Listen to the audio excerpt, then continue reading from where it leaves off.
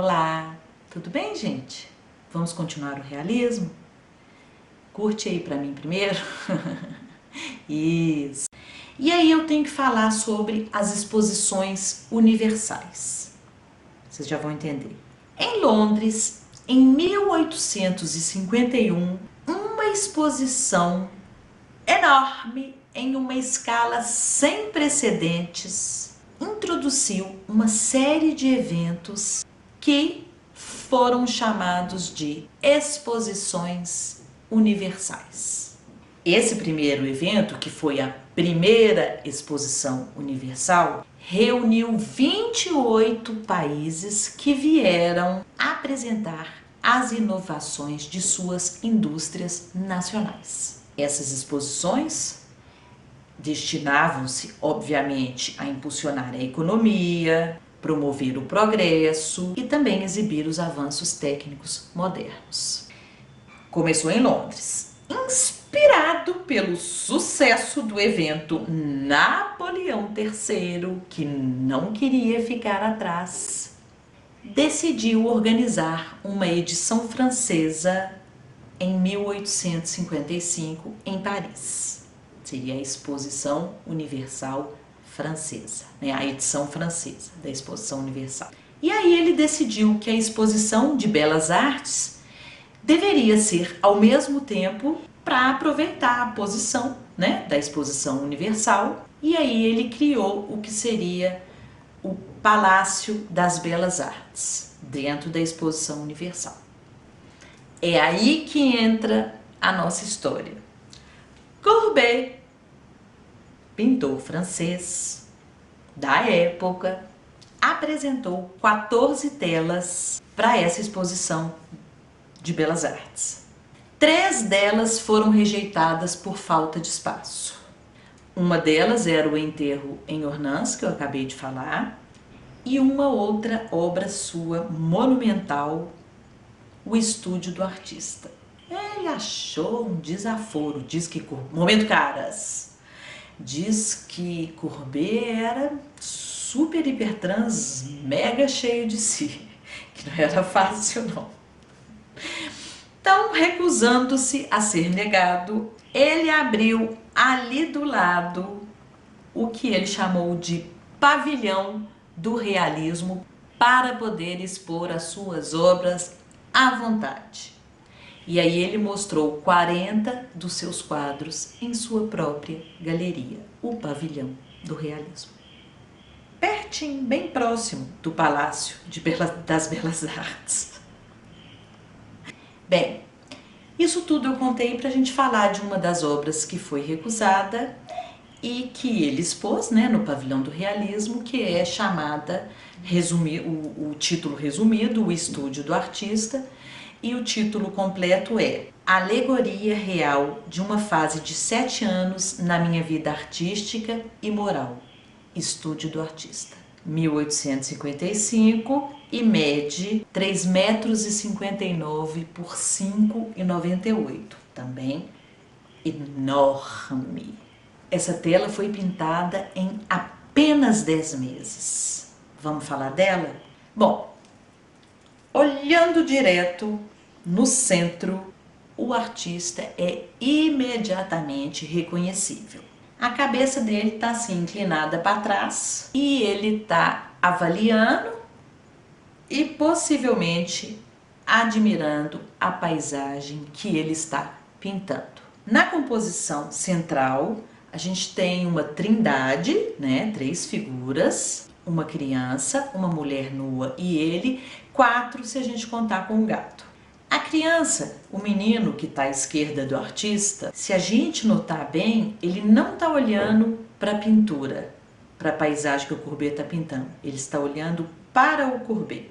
Ele usa tamanco, que faz referência ao meio rural. A roupa dele tá velhinha, meio esfarrapadinha, né? Que mostra que ele é de classe menos favorecida. Indo ali até para o lado de como ele retrata os quebradores de pedra, principalmente na roupa. Estaria ele ali representando a inocência, a pureza do olhar de uma criança, A liberdade para com as regras, né? Porque criança não tem isso, não tem regra. Ela é pura, inocente, ela é verdadeira, né? Porque ela não está contaminada por regras, valores. Então ela é livre. O Courbet achava que a sofisticação da vida industrial urbana tinha distanciado demais o artista da verdade primordial da natureza. Então, essa criança poderia simbolizar o desejo da volta, do retorno a essa visão pura e direta de uma criança. Já o gato é frequentemente interpretado como uma referência também à liberdade, à independência. Que é bicho mais independente do que gato. Já a mulher nua, ele não fala que é o estúdio do artista. Então, no estúdio, no ateliê dele, de um artista, era uma coisa muito comum você encontrar uma mulher nua, uma modelo nua, né, para ser pintada. E ali ela está exatamente no contexto de uma mulher nua do estúdio, não para representar uma alegoria como Vênus, a deusa do amor. Aqui ela está claramente representada como uma mulher moderna. A gente vê que o vestido dela está a seus pés e o corpo dela não está idealizado. Como uma deusa. Ela é a mulher real, a modelo que foi lá posar para ele. E aí, nesse momento, ele parece brincar com o nosso olhar. É modelo ou é musa? Do lado esquerdo, representando a vida cotidiana, tem um grupo de pessoas comuns de todos os níveis da sociedade francesa. Bem, alguns personagens representavam várias formas de exploração comercial e opressão. Como, por exemplo, à esquerda ali os irlandeses e os judeus estão aludindo às consequências da industrialização inglesa. Ali no centro, ajoelhado com uma peça de tecido nas mãos, numa das interpretações dizem ser um comerciante de tecidos que seria o Duque de Persigny, que é o ministro do interior de Napoleão. Sentado de cartola à direita dele, dizem que tanto poderia ser o avô de Courbet ou, de acordo com uma historiadora que acho que em 1977 uma historiadora da arte fez uma análise bem importante sobre esse quadro, Hélène Toussaint. Segundo ela, poderia ser esse homem de cartola, o banqueiro, ministro das finanças, Achille Fold. O Courbet fala desse lado esquerdo, vocês vão entender. Esse é o outro mundo da vida cotidiana. As pessoas, miséria, pobreza, riqueza, o explorado, os exploradores, aqueles que vivem da morte. Então, ele põe nesse lado esquerdo tanto as pessoas pobres, a miséria, ou seja, a pobreza, os explorados, mas põe também, faz referência aos exploradores, né? O ministro das Finanças, o ministro do Interior, né? Também do lado esquerdo, a gente vê um caçador sentado com seus cães de caça. Numa análise mais atual, porque esse quadro é um mistério, ele está frequentemente sendo analisado. Não chegaram a nenhuma conclusão fechada, não, ok? Então, numa análise mais atual, acredita-se que esse cara sentado, que seria um caçador, está vestido como um caçador, ele seria um retrato mal disfarçado de Napoleão III, do imperador. Olha por que eles acham isso. Ele está ali representado como um caçador no meio do povo, né? Porque o lado esquerdo é o cotidiano, é o povo. E aí, se o próprio Courbet fala que é o resumo de 7 anos de sua vida de artista, no título ele fala isso, ele nos leva de volta para 1855 menos 7, 1848, que é o ano da Revolução, quando a França foi estabelecida como uma república. Mas aí veio Napoleão e avacalhou com tudo. Tomou o poder e se declarou imperador. Napoleão III. Por isso que talvez ele esteja disfarçado de caçador. É como se o Courbet tivesse querendo dizer, vendo ele como um caçador ilegal.